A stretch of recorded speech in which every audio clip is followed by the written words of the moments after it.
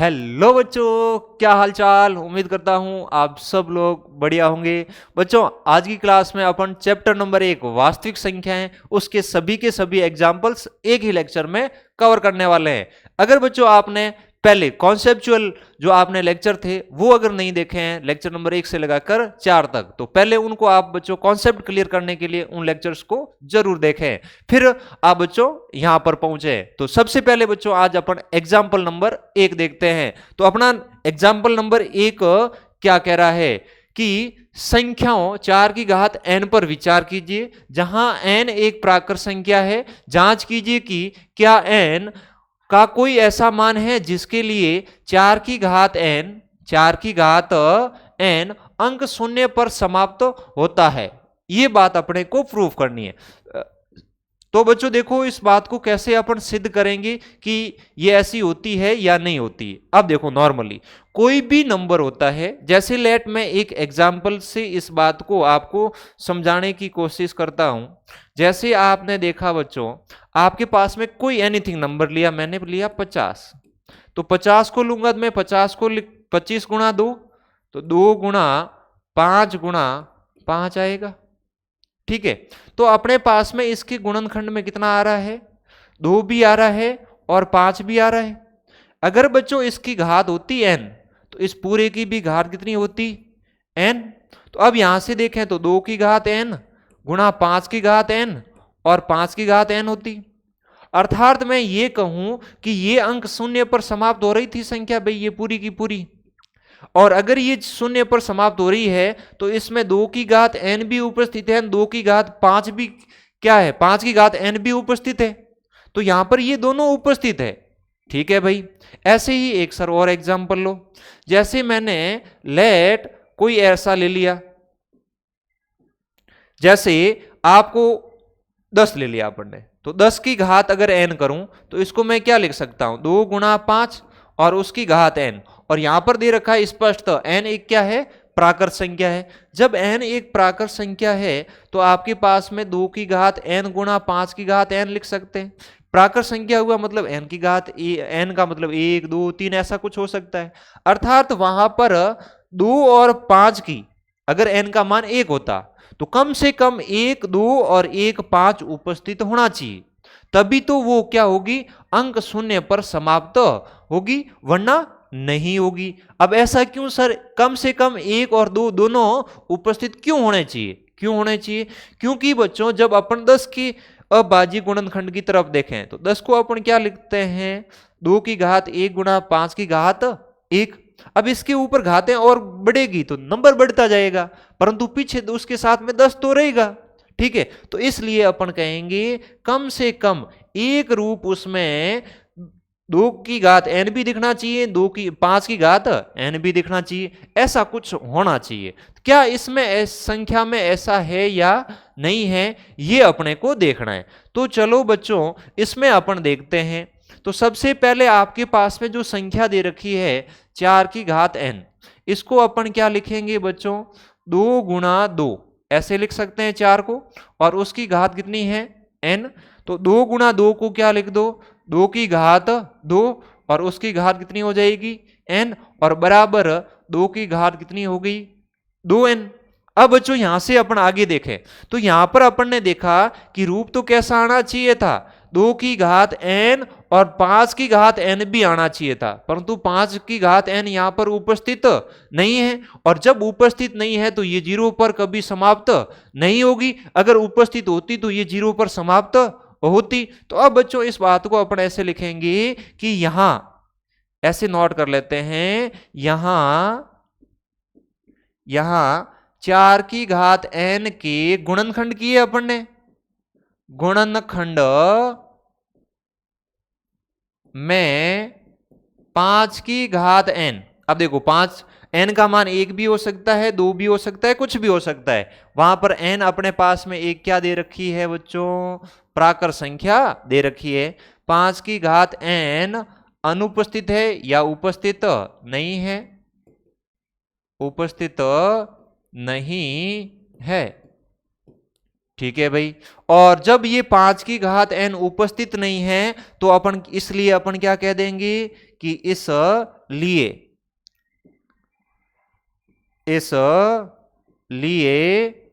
4 की घात n अंक शून्य मतलब 0 पर समाप्त नहीं होगी। ठीक है। और अगर बच्चों यहां पर 5 उपस्थित होता तो अपन कहते कि ये 0 पर समाप्त होगी, और यहां पर 5 उपस्थित नहीं है तो अपन क्या कह रहे हैं, नहीं होगी बच्चों। तो ये इस प्रकार का एक कॉन्सेप्चुअली थ्योरेटिकली क्वेश्चन था। तो अब देखो बच्चों नेक्स्ट देखें, अगला क्वेश्चन क्या कह रहा है कि आपको एचसीएफ ज्ञात करना है और एक क्या ज्ञात करना है, एलसीएम ज्ञात करना है। कौन कौन सी संख्याओं का ज्ञात करना है, 6 और 20 का। ठीक है भाई, 6 और 20 के सबसे पहले अपन बच्चों इसमें अपन क्या ज्ञात करेंगे हल करने के लिए, इनके गुणनखंड। तो 6 की बच्चों आप गुणनखंड करेंगे तो आपके पास में क्या आएंगे, 2 गुणा 3, ऐसे ही तो करते हैं। अब बाजी गुणनखंड करेंगे तो पहले 2 का भाग देंगे तो 2 का भाग कितनी बार जाएगा, 3, और 3 में 3 का भाग 1 बार। ऐसे ही 20 में तो आपने ऐसा किया होगा, 20 को ऐसे ही तो लिखा होगा।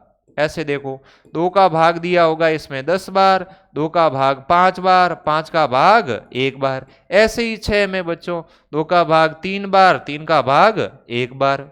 अब देखो बच्चों यही बात यहां नोट कर रहा हूं, क्या है, 20 को क्या लिखूंगा, 2 गुणा 2 गुणा 3, 2 गुणा 2 गुणा 3, और इसको घात के रूप में लिखूं तो 2 की घात 1 गुणा 3 की घात 1, और इसको भी घात में लिखूं तो 2 की घात 2 गुणा, वहां पर कितना है 5 है बच्चों। तो ये बच्चों गलती हो गई थोड़ी सी है, यहां पर कितना है बच्चों 5 है, तो अपने पास में यहां पर कितना हो जाएगा 5 हो जाएगा, और 5 की घात कितनी हो जाएगी 1 हो जाएगी। अब अपने को इसका क्या ज्ञात करना है, एचसीएफ ज्ञात करना है। ठीक है, और किसका ज्ञात करना है, 6 और 20 का। तो सर कॉमन लेते थे अपन, कॉमन यहां पर कौन सी संख्या आ रही है सर, इसमें देखें बच्चों तो ये जोड़ा आ रहा है कॉमन। ठीक है भाई, और इसमें देखें तो सर 2 घात के आधार पर अपन देखें तो कॉमन कौन आ रही है, 2 आ रही है। ठीक है सर 2 आ रही है, और सर घात के अकॉर्डिंग परिभाषा देखी थी कि उभयनिष्ठ को लेना है, छोटी घात को लेना है, तो उभयनिष्ठ 2 आ रहा है, छोटी घात कितनी हो गई 1।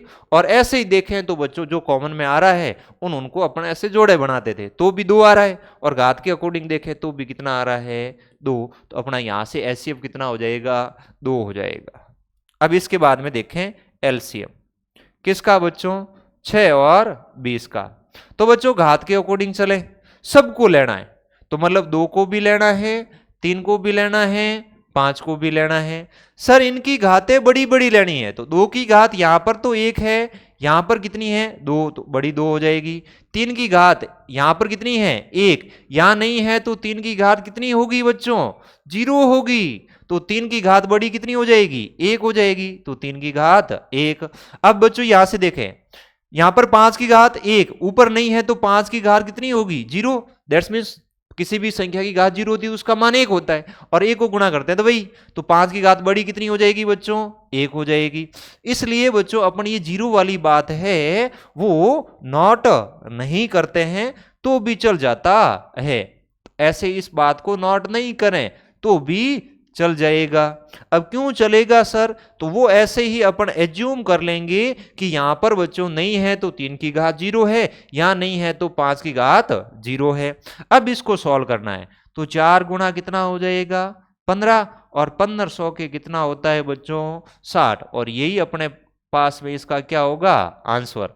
तो बच्चों ध्यान से अपन देखें तो आपके पास में एचसीएफ आया वो तो अपने पास में कितना आया बच्चों 2 आया, कितना आया 2, और जो इसका एलसीएम आया, एलसीएम अपने पास में कितना आया बच्चों 60, और वही अपना क्या हो गया आंसर। तो इस एग्जाम्पल को कुछ इस प्रकार से करना था। तो चलो बच्चों नेक्स्ट एग्जाम्पल के लिए चलते हैं। नेक्स्ट एग्जाम्पल अपने पास में क्या कह रहा है, अभाज्य गुणनखंड विधि द्वारा इन संख्याओं का एचसीएफ ज्ञात कीजिए, और फिर इनका एलसीएम ज्ञात कीजिए। अब बच्चों देखो फिर इनका एलसीएम, तो अर्थात अपन ने एक फॉर्मूला पढ़ा था, दो संख्याओं का गुणनफल बराबर एचसीएफ गुना एलसीएम। तो पहले तो एचसीएफ ज्ञात करेंगे, फिर एचसीएफ का यूज लेते हुए अपन क्या ज्ञात करेंगे, एलसीएम। ठीक है भाई। तो सबसे पहले अपन क्या करेंगे, इसके सॉल्यूशन में, इसके हल में अपन देखेंगे इसके अभाज्य गुणनखंड करने। तो बच्चों आप रफली भी कर सकते हैं और ऐसे करें तो भी चल जाएगा। तो देखो छिन्नों को करेंगे 2 का भाग 4 बार, फिर 8 बार, फिर 2 का भाग 2 बार 4 बार, 2 का भाग 12 बार, 2 का भाग 6 बार। फिर बच्चों ध्यान से देखें तो आपके पास में 2 का भाग वापिस कितनी बार जा रहा है, 3 बार, और 3 का भाग 1 बार। ऐसे करके छिन्नों के हो गए। फिर कौन है, 404। अब 404 में 2 का भाग 202 बार, 2 का भाग 101 बार। 101 बच्चों खुद अभाज्य संख्या है, तो इस संख्या में किसी का भाग नहीं जाएगा, ये बात ध्यान रखनी है। तो इसमें किसका जाएगा, 101 का ही जाएगा, और कितनी बार जाएगा, 1 बार। अब बच्चों इस बात को लिखेंगे, छिन्नों बराबर घात के रूप में लिख दें, तो 1 2 3 4 5, कितना आया, 5। 2 की घात कितनी आई, 5 आई। फिर गुणा में कौन है, 3, और 3 कितनी बार है, 1 बार, तो घात कितनी हो जाएगी, 1। फिर अपन बच्चों 404 को लिखते हैं, 2 की घात कितनी होगी, 2, गुणा 101, और इसकी घात अपने पास में कितनी हो जाएगी, 1 हो जाएगी। अपने को पहले क्या ज्ञात करना है बच्चों, एचसीएफ।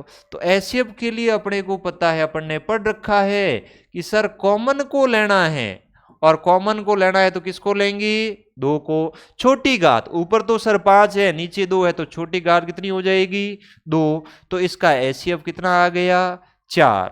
इसका बच्चों एचसीएफ आया वो अपने पास में कितना आया, 2 की घात 2, जिसका मान कितना हो जाएगा, 4 हो जाएगा। अब इसका प्रयोग करते हुए अपने को क्या ज्ञात करना था, इनका एलसीएम ज्ञात कीजिए। फिर दे रखा है ना ये फिर, अर्थात इसका यूज करते हुए, एचसीएफ का यूज लेते हुए अपने को एलसीएम ज्ञात करना है। तो बच्चों अपन ने एक स्टेटमेंट देख रखा था, क्या दे रखा था, मैं आपको याद दिलाता हूं। अपन एलसीएम के लिए चल रहे हैं। अपन ने पढ़ा था दो संख्याओं का गुणनफल, दो संख्याओं का गुणनफल बराबर क्या होता है, उनका एचसीएफ गुणा एलसीएम। अब देखो बच्चों ध्यान से देखें, दो संख्याओं का गुणनफल, तो इन दोनों को गुणा करना है। तो छिन्नू गुणा अपन क्या करेंगे, 404 बराबर एचसीएफ अपने पास में कितना आया, 4, और गुणा एलसीएम, ये एलसीएम हो गया। ये 4 है, इधर गुणा में है, इधर आएगा तो किस में आएगा, भाग में आएगा। तो अब बच्चों देखो अपने पास में एलसीएम बराबर क्या, मैं ऐसे लिख सकता हूं, छिन्नू गुणा 404, और बट्टा में कितना हो जाएगा, 4 हो जाएगा। अब बच्चों ध्यान से आप देखें तो ये 4 का भाग 404 में कितनी बार जा रहा है, 101 बार। तो अपन यहां पर बच्चों क्या कर लिख देंगे, इसमें भाग जा रहा है 101 बार।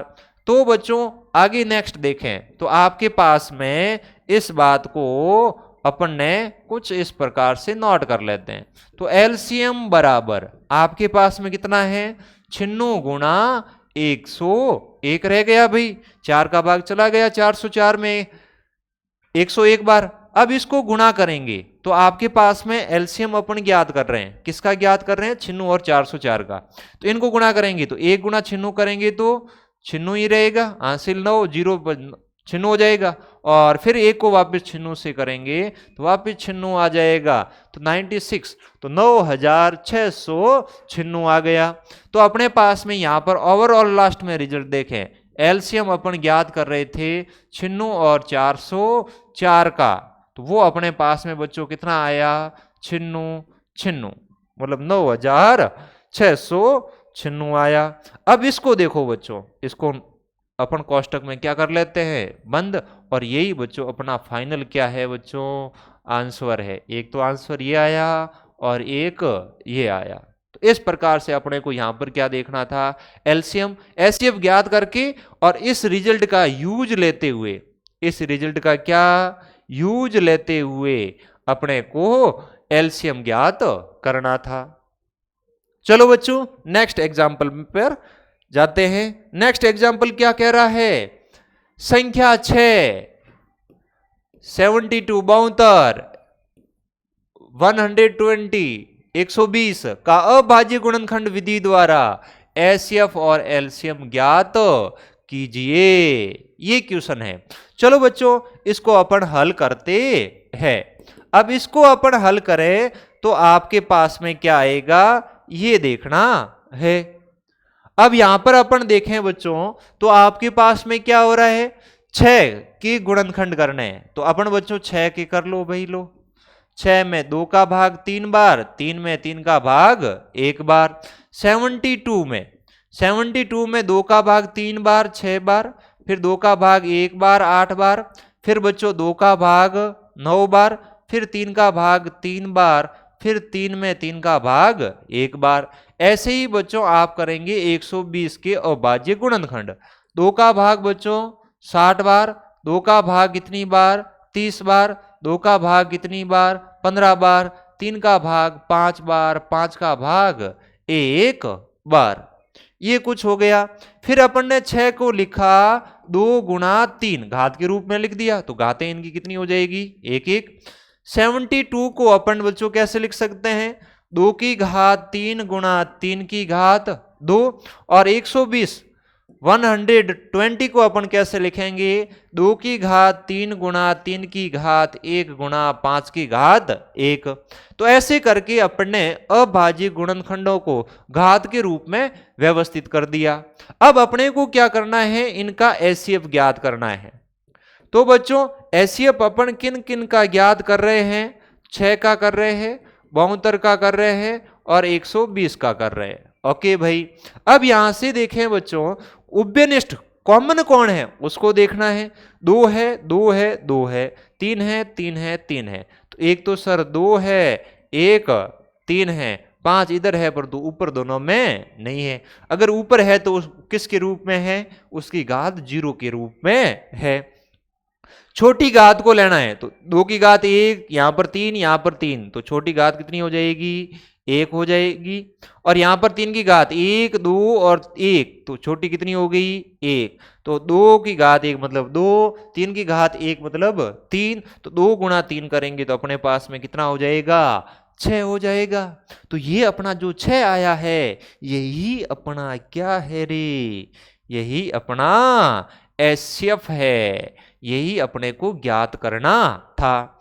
अब अपने को बच्चों वापिस क्या ज्ञात करना है, एलसीएम ज्ञात करना है 6 72 और 120 का। अब इसको देखिएगा बच्चों, सबको लेना है तो सर 2 को भी लेना है, 3 को भी लेना है और अब की बार 5 को भी लेना है। सर बड़ी बड़ी घातें, तो 2 की घात बड़ी कितनी है 3, 3 की घात बड़ी कितनी है 2 और 5 की बड़ी घात कितनी है 1। इसको बच्चों हल करें तो ये हो जाएगा 8 गुणा 9 गुणा 5।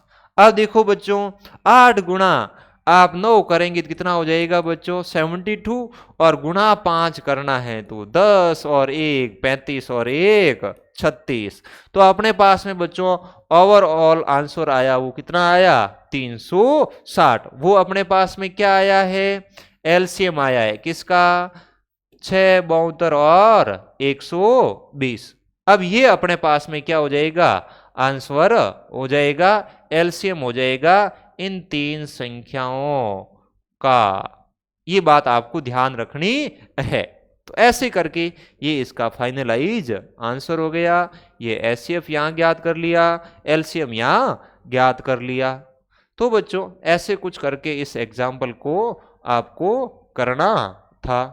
तो ये आपका एग्जाम्पल नंबर कौन सा हो गया 4 हो गया। अब नेक्स्ट बच्चों नेक्स्ट एग्जाम्पल देखते हैं, एग्जाम्पल नंबर 5। एग्जाम्पल नंबर 5 में क्या है ध्यान से देखें, √3 एक अपरिमेय संख्या है। ये बात अपने को क्या करनी है बच्चों सिद्ध करनी है। तो ऐसा क्वेश्चन अपन ने लास्ट लेक्चर में भी अपन ने देखे थे, तो उसमें भी तो ऐसे किए थे, √2 और √7 से रिलेटेड। ठीक है, तो अब देखो बच्चों, इसमें अपन इसको हल करते हैं। अब जब इसका हल करेंगे तो √3 एक अपरिमेय संख्या सिद्ध करनी है, तो पहला स्टेप क्या था, इसको कैसी संख्या मानना, परिमेय संख्या। तो अपन इसमें लिखेंगे माना √3 एक परिमेय संख्या है, और बच्चों ये परिमेय संख्या है, तो इसको अपन बच्चों √3 बराबर क्या लिखेंगे, a/b के रूप में, क्योंकि परिमेय संख्या को a/b के रूप में लिखते हैं। और जहां पर अपन ये लिखेंगे a और b सह अभाज्य संख्या है, और सहअभाज्य संख्या है, दैट्स मीन्स a और b का एचसीएफ कितना है, 1 है। ये भी बात आप लिख सकते हैं, अगर ये इतनी ना लिखें तो a और b का एचसीएफ कितना, 1, ये भी लिख सकते हैं। अब देखो इस ये जो भी इक्वेशन आई है, समीकरण आई है, इसका अपन क्या करते थे, वर्ग। तो इसका वर्ग करेंगे तो √3 का वर्ग कितना हो जाएगा, अपने पास में बच्चों ध्यान से देखें तो √3 का वर्ग कितना हो जाएगा, 3, और a का वर्ग क्या होगा, a², और b का वर्ग मतलब b का वर्ग, b का स्क्वायर। तो ये आपके पास में ऐसा रिजल्ट हो गया। यहां से a² बराबर क्या हो जाएगा, 3b²।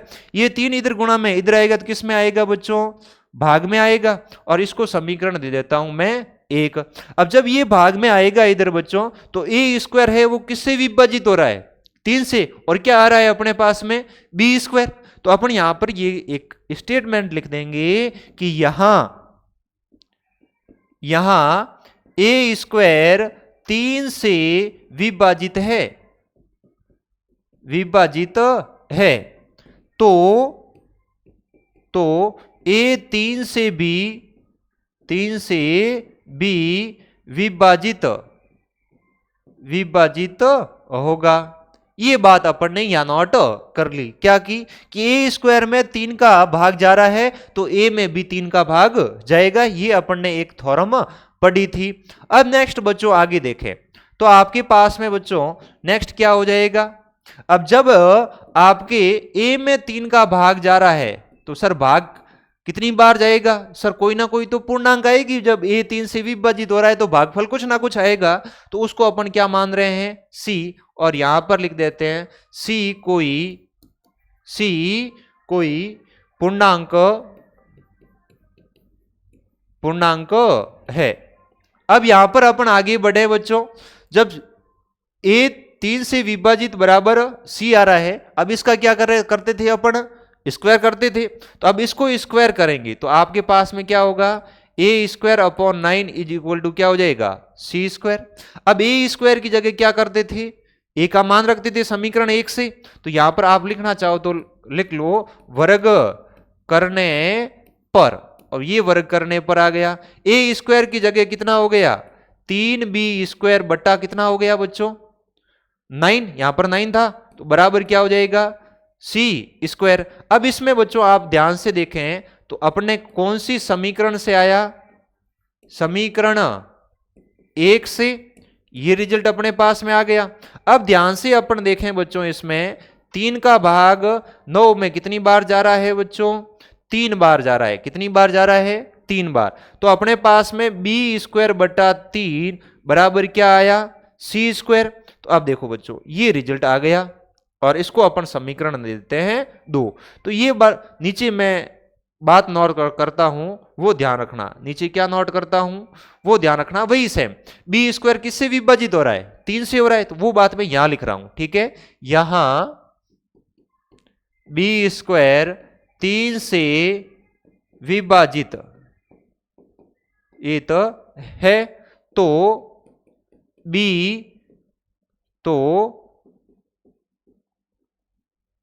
b 3 से b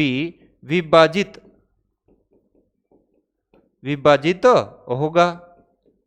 ये बात हो गई यहां पर क्लियर। अपन ने क्या देखा बच्चों, a² 3 से विभाजित है, तो a भी 3 से विभाजित हो रहा था।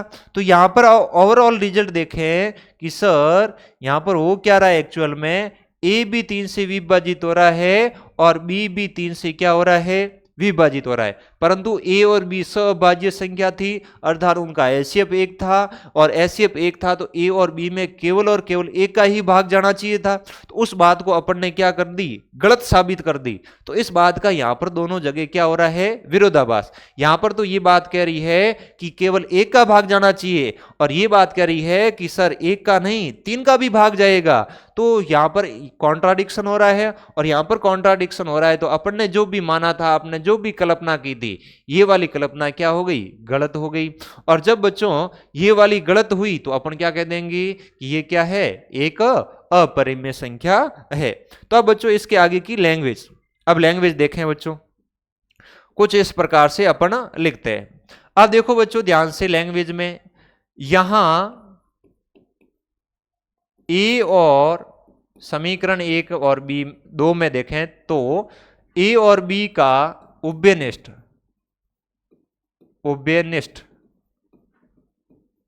गुणनखंड 3 है, जो कि इस बात का विरोधाभास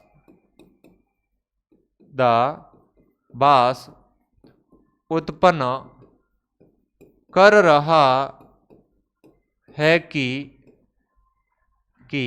ए और बी का उभयनिष्ठ गुणनखंड 1 है। इस बात का यहां पर क्या हो गया, विरोधाभास।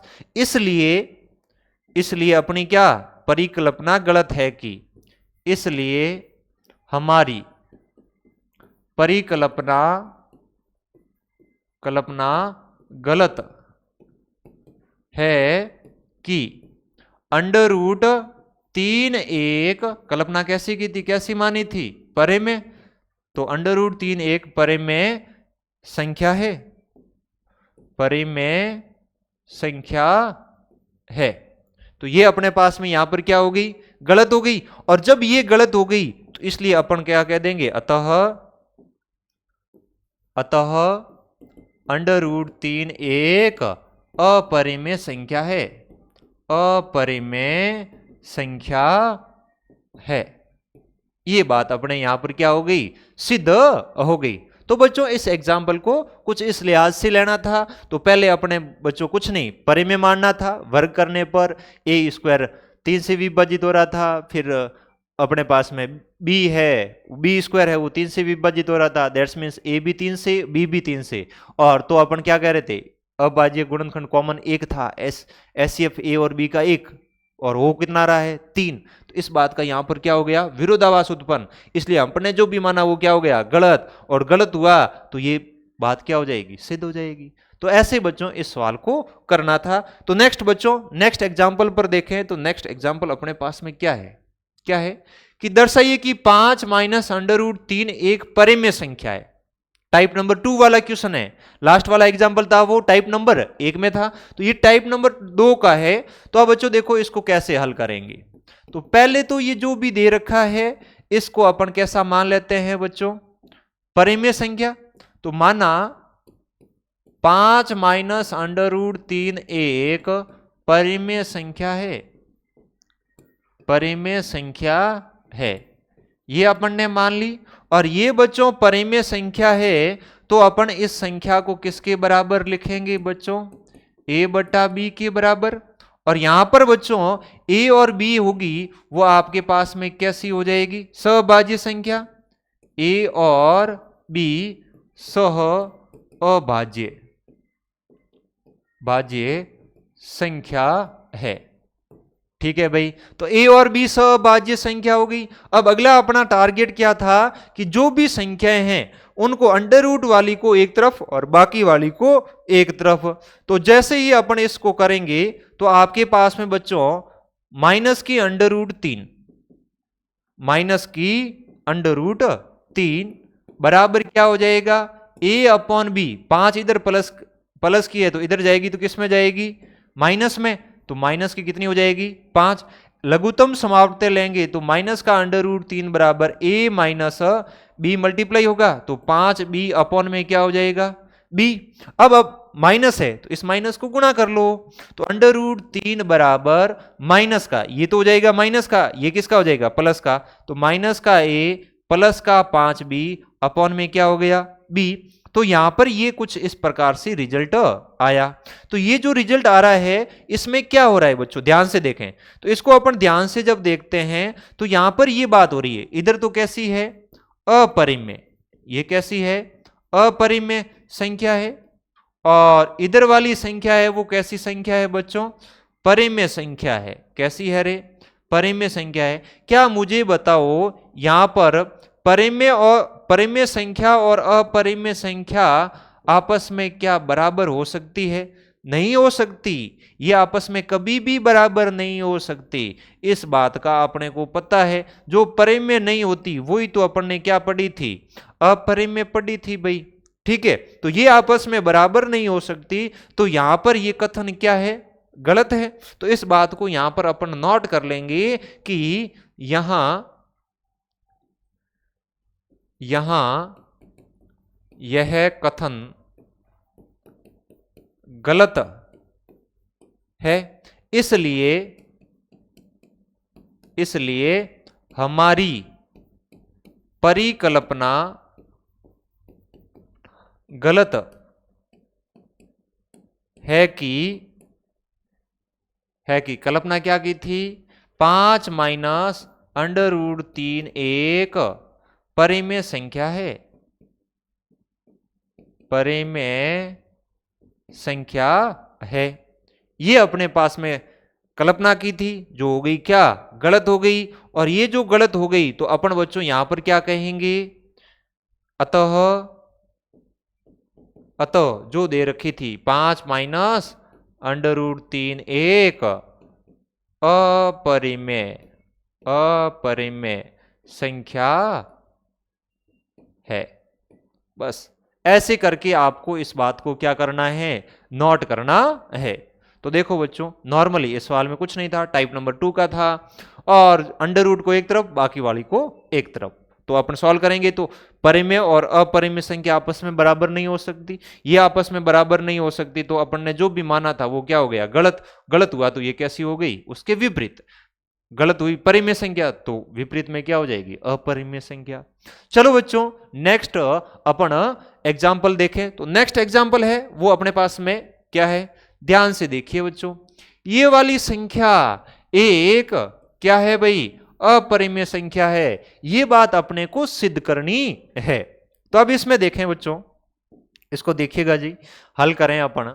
तो आपके पास में क्या हो जाएगा, तो ये अपरिमेय सिद्ध करनी है, तो इसको कैसा मानना है, माना 3 √2 एक परिमेय संख्या है, उल्टा जाना है, परिमेय संख्या है। और जब बच्चों ये परिमेय संख्या है तो 3 गुणा √2 बराबर इसको अपन a बटा b, और यहां पर लिखेंगे a और b सह अभाज्य संख्या है। अब यहां पर देखें बच्चों, अब अपने टारगेट क्या था कि अंडर को एक तरफ इधर रखना और बाकी को एक तरफ, तो लेफ्ट हैंड में अंडर को रख देते हैं, राइट में ये जाएगा इधर गुणा में, उधर जाएगा तो भाग में, तो बराबर कितना हो जाएगा 3b। ये रिजल्ट अपने पास में आ गया। तो यहां पर देखें तो ये बच्चों क्या हो रहा है, ये √2 है, ये √2 है, ये वाली, ये तो कैसी है अपरिमेय, ये तो कैसी है अपरिमेय है सर, और ये अपरिमेय है। और इधर वाली बच्चों ए और बी भाई पूर्णांक थी, सहभाज्य संख्या थी, तो और ये धनात्मक पूर्णांक थी, तो अपन क्या कहेंगे कि ये जो भी होगी पूर्णांकों को पूर्णांक से गुणा करते हैं, भाग करें, जो भी करें, तो वो कैसी संख्या आएगी, परिमेय ही आएगी। तो अपने पास में ये कैसी हो जाएगी, परिमेय हो जाएगी। और ये बच्चों हो गई परिमेय। और परिमेय और अपरिमेय आपस में कभी भी बराबर नहीं हो सकती। ये वाला यहां से एक नया स्टेटमेंट आ गया, और ये स्टेटमेंट कह रहा है कि आपस में बराबर नहीं हो सकती। तो इस कथन को अपन लिख देंगे, यहां यह कथन कथन गलत है, इसलिए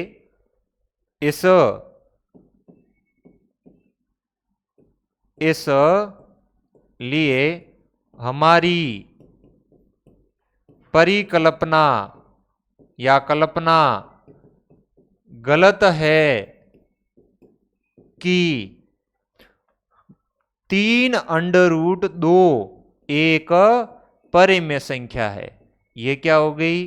परिमेय संख्या है। ये कथन तो क्या हो गया? गलत हो गया। और गलत हो गया तो अपन कह देंगे लास्ट में अतः 3√2 एक अपरिमेय संख्या है। अपरिमेय संख्या है। तो इस सवाल को कुछ इस प्रकार से करना था। अब नेक्स्ट आगे बढ़े बच्चों।